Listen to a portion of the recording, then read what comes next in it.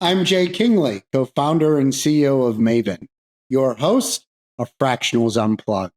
I'm joined today by Ross Stockdale, a fractional CMO who helps SMB, that's small mid-market businesses, who are B2B service companies, grow profitably in 12 months or less by taking owners out of the marketing seat and into the investor seat. Ross is based in Lebanon, Pennsylvania. Welcome, Ross. Thanks for having me, Jay. I'm excited to do this podcast with you. Welcome to Fractionals Unplugged, an insider's perspective vodcast and podcast from Maven. You've left the corporate executive world to build your own business to secure your income, savor your independence, and succeed on your terms. But you have to get past the struggles of acquiring clients, building a pipeline, and getting paid what you're worth. In this podcast, Jay Kingley, the CEO of Maven, and his guests share their best practices, tips, and tricks on how you can get out of Struggle City and into Success City and beyond. Enjoy today's episode. Ross, I'm the CEO of a $20 million company that provides a suite of office services to commercial buildings throughout central Pennsylvania. I'm looking to take my business to the next level. We bump into each other for the first time at a business conference. You've got a maximum of 60 seconds to give me your elevator pitch. Go. CEO, I'm going to ask you a couple rapid fire questions. I want you to think about it. And if they got you thinking and challenging your POV, reach out to me after this. Can you define what next level looks like? What do you plan to do differently between now and the future date to get there? Does it involve you working more in your business? If you don't have someone to spearhead your strategy and team, how likely is it you'll succeed? Think about that. Get back to me. Here's my contact details. And if you want help, hey, I'm a phone call away. So, Ross, who do you serve in terms of your ideal client in your target market?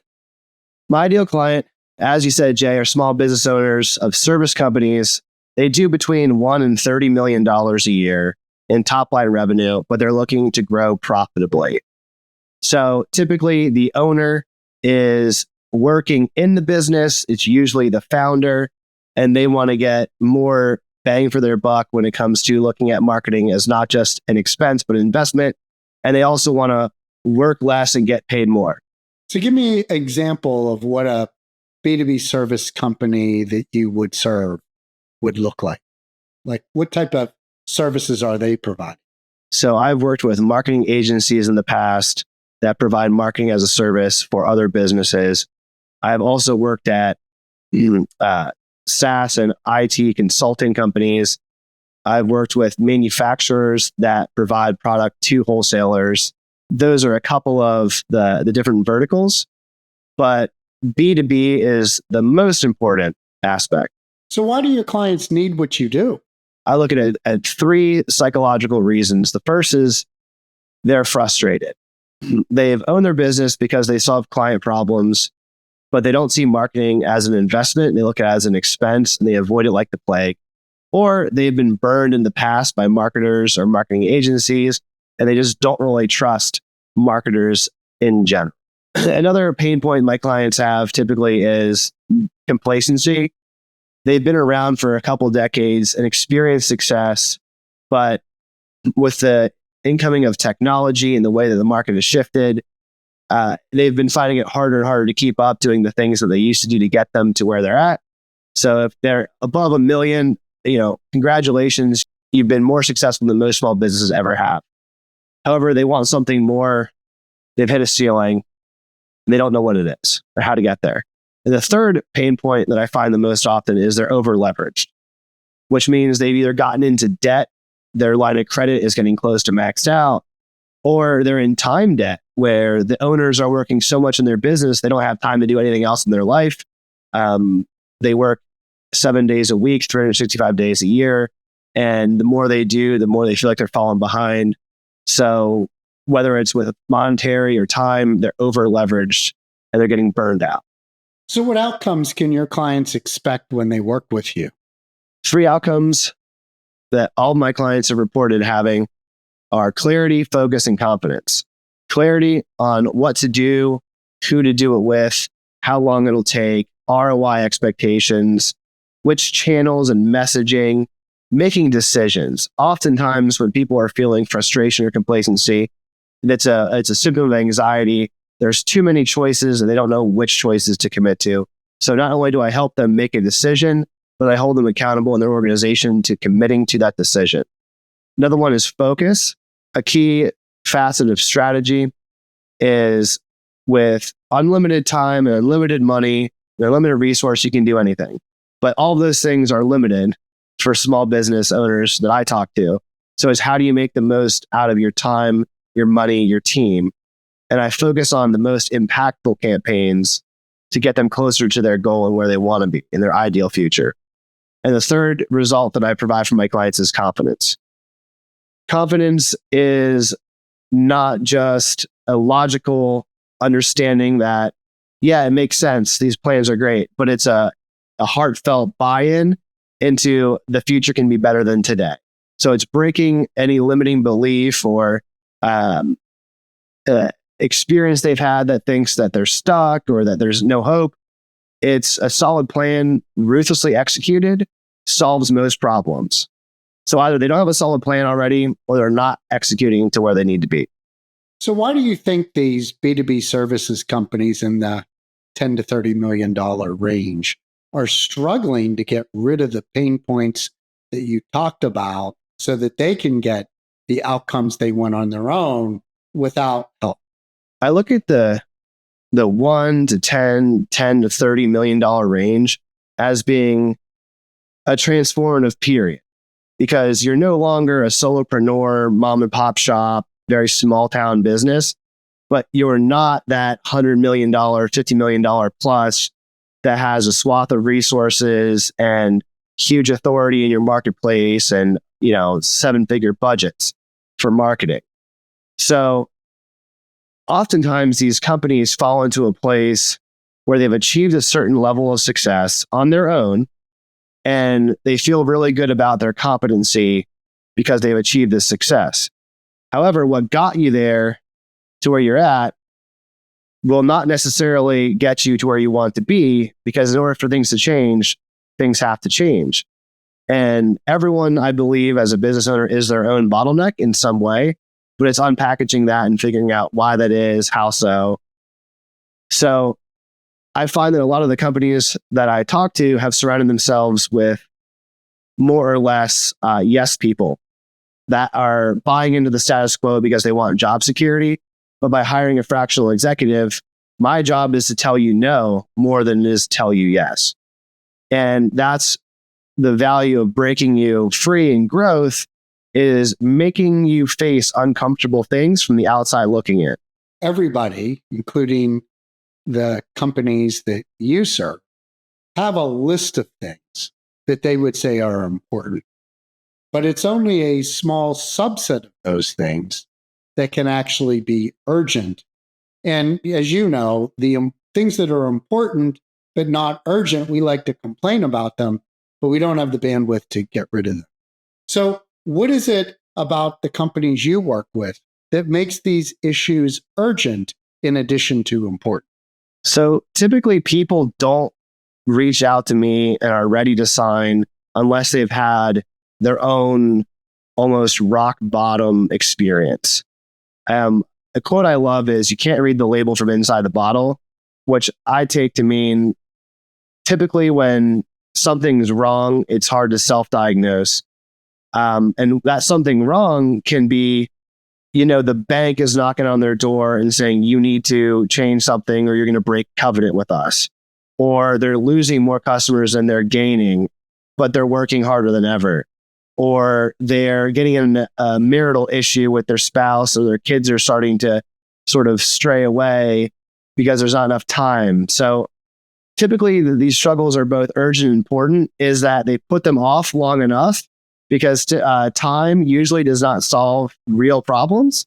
Addressing the problems does, and they're finally ready to address the problems because they're tapped out on their stress, whether that be financial or time or relational, and they don't know who to turn to, but they're absolutely ready to make a change because of some rock bottom event. So what are some examples of rock bottom events? I have a couple. One example was I talked to a business owner that had a note from the bank that said they were in workout. So in other words, they broke the covenant with the bank. Their debt to service ratio was off. They were not making profitability metrics. Things were starting to go south. So they needed to make a change within 90 days or else the bank was going to pull their funding and they had to go out in the street and find a new banking relationship, which in this client's case has been not the first time. So when you're in business for 50 years, this is a really hard pill to swallow. That's an example of a rock bottom. Another example that I've faced is, clients that have invested hundreds of thousands of dollars, their entire marketing, and have zero to show for it.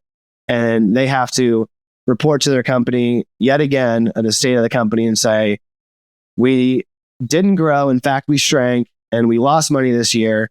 And the pain and the embarrassment and the shame of reporting this was enough for them to make a change. And the last example that I can think of top of my head is a client that had key employees leave, whether they had to fire them or whether they quit, which made key customers leave. So they didn't really have the infrastructure of the team that they had to rely on, nor did they have any systems, processes, or any idea of how to dig out of this hole with losing both employees and customers. A lot of times, Ross, the pain that people have has at its core a root cause that isn't obvious to them. In other words, they're focused on their symptoms, not on understanding what's causing those symptoms, because you can't treat symptoms and get a cure. You got to get to the root cause. So I want you to think about and share your insight into the underlying root causes that are causing these issues that your clients are dealing with, some of these disastrous events that are really wake-up calls. So what insight do you have that either your clients don't understand or they think that the cause is something that's not really the truth? What can you share with us? That's my favorite question you've asked so far, Jay. I have a couple of things to say before I dive into it. The first one is treating symptoms is like taking a painkiller and expecting your injury to go away. Yeah, you're managing the pain, but it's still there. You're just masking it. And I look at a lot of marketing agencies and marketers that do the trendy tricks and tactics to get things in the door as painkillers, as addressing symptoms of we don't have enough leads or we need more customers. And typically my target market, that's between 1 and 30 million, has done a decent enough job of getting customers in the door and promoting themselves and selling and marketing. That's not usually the root cause. But surgery is painful at the time, but provides a solution to an injury or a disease. And that's usually put off until it needs to be done. But once you actually heal the root problem, then you can really grow and get back to healthy. So I'm more of the surgeon versus the pain pill peddler. I think we challenge all the beliefs that we hold, except the ones we hold the most dearly. These business owners look at their business as their child, and everyone wants to have the belief that their child is special snowflake and perfect, and they've done nothing in terms of raising their child to make it, get into trouble. So to get into the root cause, the insight is usually it's the product, not the marketing and sales of the business.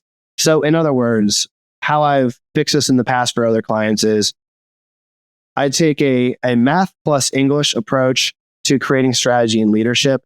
So we need to understand what are the financial situations, the accounting, what are the numbers, the cost of acquisition for a client, the lifetime gross profit of a client, the churn, clients in versus clients out.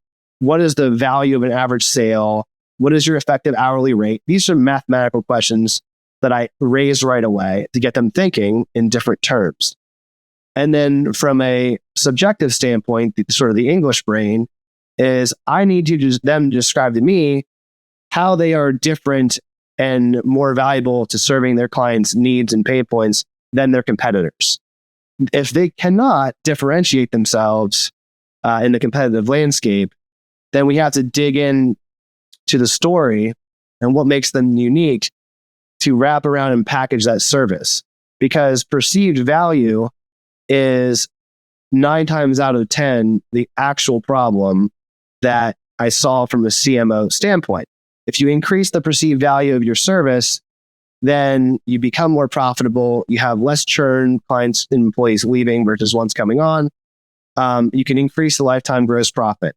So it's breaking down the barriers of BS to find out what's true and good, and then elevating that which is the most valuable in their company, and then sharing that in their marketing messaging. So what experiences have you had in your career that you would point to as giving you the insights that you just shared with us? A couple different scenarios. One scenario is I had a client who believed that the Pareto principle does not apply to them whatsoever. They had 24,000 different SKUs or different product types that they sold as a distributor to retail shops. And they thought that all those products were equally valuable. They just weren't marketing them efficiently. What we found is that about 20% of those products made up for over 80% of all the revenue. So we had a plan to take the bottom half of products, put them on discontinued and clearance, create cash flow, lower the price of that, and then take that money to reinvest in the winner products. So it was really making them face that, no, not all of your products are created equally. Some are driving results and some are actually what is causing the bank strife. Let's reallocate our attention and focus on the winners and clear out the losers. That's one example. Another example was with a marketing agency client I had.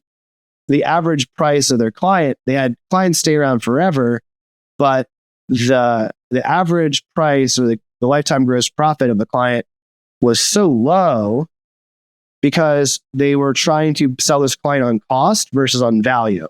So we increased the value that we could increase the price. And in return, those clients were doing success stories, referral programs. They were getting their businesses results tremendously higher, which had an increase on the brand of that marketing agency because we could prove we did better results versus doing stuff for a low cost. So that increased the gross profit of this agency tremendously. And the last example of finding this root problem was had a software client that would serve anyone that would ask for help, but didn't really have an ideal client who they were looking for. So getting them to be brutally honest on, what does that ideal client profile look like for you? And how are you paying attention to them in your current business today? And how do we make more of the ideal clients while keeping the lower tier clients happy on autopilot and spending less time and effort and energy in there?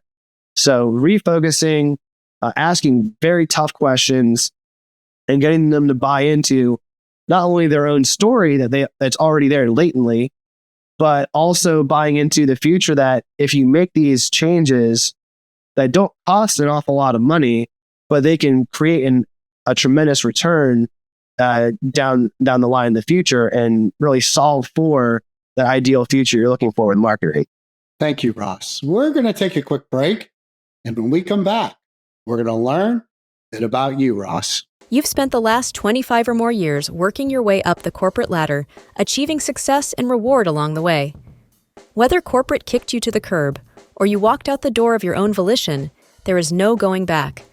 You're nowhere close to retiring, so you're moving on to your second act as a fractional executive. You're feeling the thrill of freedom mixed with the dread of the unknown. You're not alone.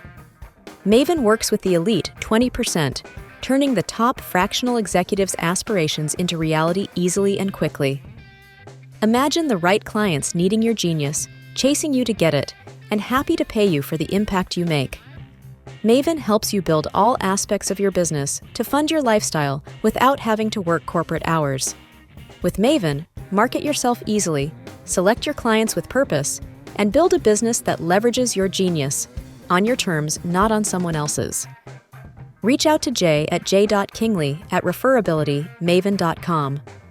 Transform your expertise into a prosperous business where you'll make the impact you want with all the freedom, flexibility, and control that you've earned.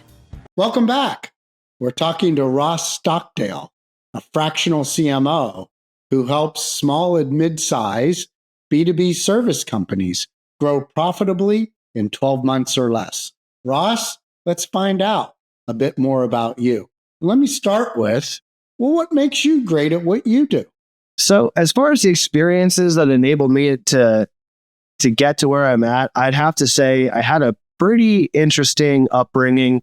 I was the son of an entrepreneur and the grandson of someone that went from big business to small business between $1 and $30 million a year business. So I kind of grew up in my ideal client's market, and I went to college to study English with some marketing and psychology and a focus on philosophy. So I really wanted to study when I was going through school, the meta, or how to learn or how to communicate, and take universal concepts and apply them to finite problems. So that was a bit my background. When I got into business, I stumbled upon it. I was looking for a job. The job market was not great. So what I did was I just started talking to people in my network that were not doing any online presence, or the presence they were was less than table stakes. And I was building them WordPress sites and ranking them on Google. I found that in a few short months, I tripled a small business owner's top line revenue through SEO. And I was like, wow, if this isn't something to believe in, I don't know what is. I took my father's business from not on the internet to top 4 on Google search for his search terms. But at that time, I did not feel the confidence or the world experience to do it all on my own as a consultant. So I took an in-house job, and that was a unique experience. I took a 90-plus-year-old company that was in my ICP today, took them online, so to speak. So in year 94, they experienced around 50% growth in top-line revenue with the most profit they ever had. They did an acquisition, and they sold the most slow-moving inventory in the last 20 years within the first 3 months of me being there. So I realized that doing a few things differently, and it was a lot of trial and error, and maybe for every 10 activities I did, one was a grand slam home run. But I got my first taste of the SMB mid-market business, and I got hooked. So since then, that was a brand position. I took a tech startup, took that to about $1 million a year within five months. We tripled the weekly sales within 5 months just from doing online marketing. I took a brief stint as a cage fighter. So that was all, I only got paid if I sold. So it was personal branding, social media, and trying to juggle being an athlete and an entertainer at the same time. At the time, it didn't feel like it was a good career move, but honestly, today taught me more about marketing and what I do than maybe any other experience. After that, I retired and went into the marketing agency world. So I worked within agencies. Long story short there, I went from being an SEO guy all the way up to director of operations, managing the production team of an agency within 1 year.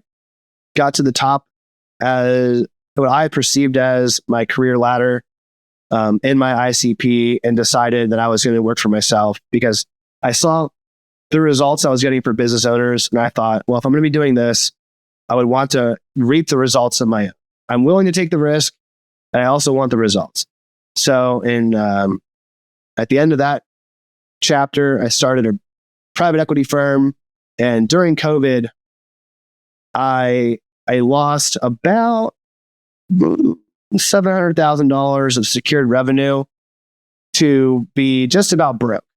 So I had a great business that I started pre-COVID that all but lost it all within a month or two of COVID from being over-leveraged as a business owner and being very stressed. So it gives me perspective into a lot of the pain points that I help business owners today But at the time, it was my rock bottom. Ross, you are the first cage fighter I think I've ever had as a guest. So tell me, what's next for you over the coming 12 months? I would say what's next for me the next 12 months is to continue doing what I'm doing as a fractional CMO. I like doing these podcasts like what we're doing today with you, Jay. I have my own show called the Thunderstock Show. I am getting more involved in networking groups such as Vistage, and I'm expanding my presence and reach on LinkedIn. But what I really want to do in the next 12 months is focus on serving 5 business owners to get them to financial freedom. Ross, I want to thank you for being a guest on our Fractionals Unplugged show. Be sure to subscribe to both our podcast on all the major platforms and on our YouTube channel for our videos. Until next time, make an impact on your clients and family on your terms, securing your independence with the freedom, flexibility, control that you've earned.